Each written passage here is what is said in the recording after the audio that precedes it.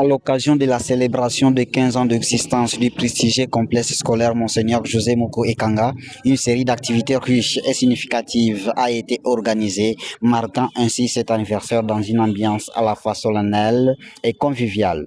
Les festivités ont débuté par une marche de santé lancée par son Excellence Monseigneur José Moko Ekanga lui-même. Par une courte prière pleine de sens, l'évêque a donné le coup d'envoi de cette activité, invitant chacun à marcher non seulement pour le bien-être physique, mais aussi pour l'unité et la cohésion.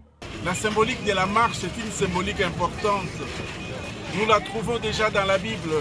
Les enfants d'Israël ont marché 40 ans dans le désert vers la terre promise. Et nous, dans l'Église, nous marchons 40 jours vers Pâques. C'est dire que la marche est une symbolique bien connue de notre culture biblique, de notre culture ecclésiale. Partant du marché cinquantenaire jusqu'à l'église Kimbangus de Manding, avant de chuter dans l'enceinte de l'école, cette marche s'est déroulée dans une atmosphère fraternelle. Tout au long du parcours, Monseigneur n'a pas manqué de s'adresser aux participants, rappelant ainsi l'importance de l'éducation et les valeurs humaines dans la construction d'une société meilleure.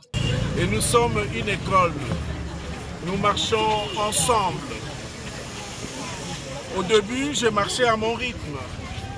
Puis après, j'ai compris que j'étais avec les enfants et que je devais marcher en suivant leurs pas. Je commençais à ralentir. Marcher ensemble, c'est aussi cela. Tenir compte des autres. Tenir compte de son voisin.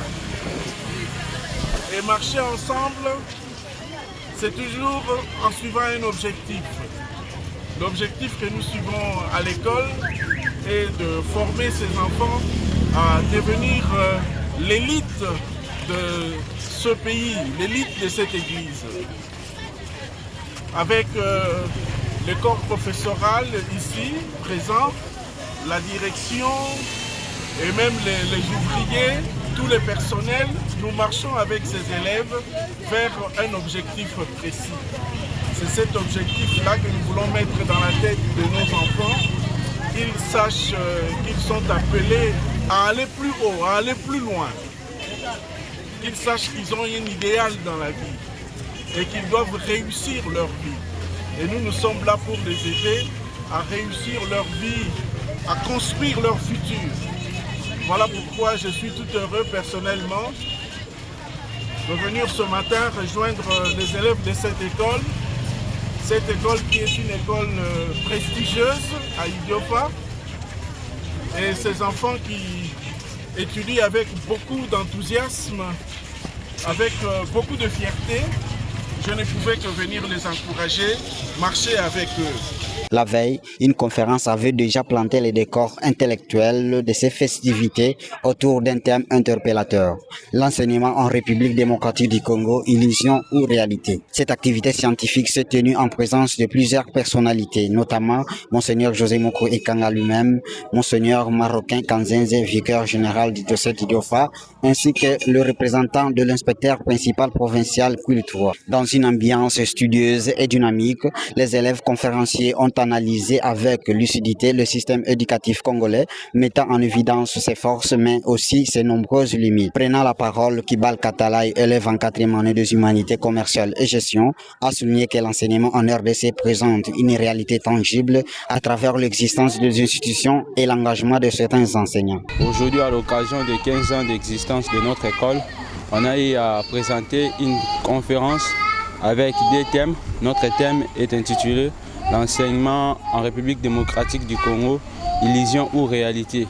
Il était question dans ces thèmes d'aborder quelques points essentiels qui montrent la réalité de l'enseignement en RDC, notamment l'existence des ministères, l'engagement de certains enseignants à prendre leur profession pour une vocation et ensuite voir les aspects qui montrent que l'enseignement est une illusion.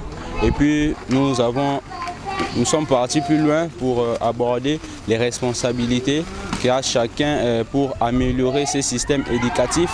Et puis nous sommes partis boucler notre travail par une conclusion et on a fini avec les suggestions pour améliorer ces systèmes. Qu'est-ce que chacun doit faire dans son attribution, dans sa charge, qu'est-ce qu'on peut apporter pour que l'enseignement en RDC passe du point de l'illusion à une réalité. De son côté, la conférencière Nema RH a insisté sur le fait que malgré certaines organisations, l'éducation reste encore insuffisamment valorisée dans la société congolaise. Elle a lancé un appel fort à une prise de conscience collective, rappelant que former un élève, c'est bâtir l'avenir d'une nation. Aujourd'hui, nous avons exposé notre thème qui est intitulé « Enseignement en RDC, illusion ou réalité ». Dans ce thème, nous avons développé plusieurs points. Nous avons vu les balisages conceptuels, l'organisation, les hommes d'ombre et les aspects qui montrent que l'enseignement est réel dans notre pays. Alors, nous avons été passionnés par ces sujets parce que nous voyons que dans notre société, l'éducation est vraiment négligée et nous voulons interpeller les acteurs de l'enseignement de notre pays à pouvoir se rendre compte du travail qu'ils font, du travail qu'ils exercent. Vraiment, parce qu'on dit l'éducation, former un élève, c'est former toute la nation et la société de demain. Alors nous interpellons encore les acteurs de l'éducation, tous, élèves, inspecteurs, préfets des écoles, à prendre conscience du travail qu'ils exercent. Les activités se sont finalement clôturées par une messe d'action de grâce célébrée à la paroisse Saint-Joseph Mukasa. Dans son homélie, l'évêque a dévoilé la vision qu'il avait animée dans la création de cette école, celle de former des citoyens responsables, capables de contribuer positivement à la société. Aucune tempête, personne ne viendra vous enlever ce que vous avez dans votre tête et dans votre cœur. Vous serez fort, forte, partout où vous irez. Parce que vous avez la compétence, parce que vous avez le savoir-savoir, parce que vous avez le savoir-être, parce que vous avez le savoir-faire, parce que vous savez vivre avec les autres. Vous savez avoir un relationnel constructif. Après les mots de la représentante des élèves, le recteur du complexe scolaire, l'abbé Virgile Mbouinzo, a exprimé sa profonde gratitude à toutes les personnes ayant contribué à la réussite de ces activités. Saint-Joseph, notre patron et notre guide, comblez les désirs de votre cœur afin que vous mettiez vos talents et charismes au service des autres en ce 15e anniversaire de notre école. Ainsi dit, je vous remercie.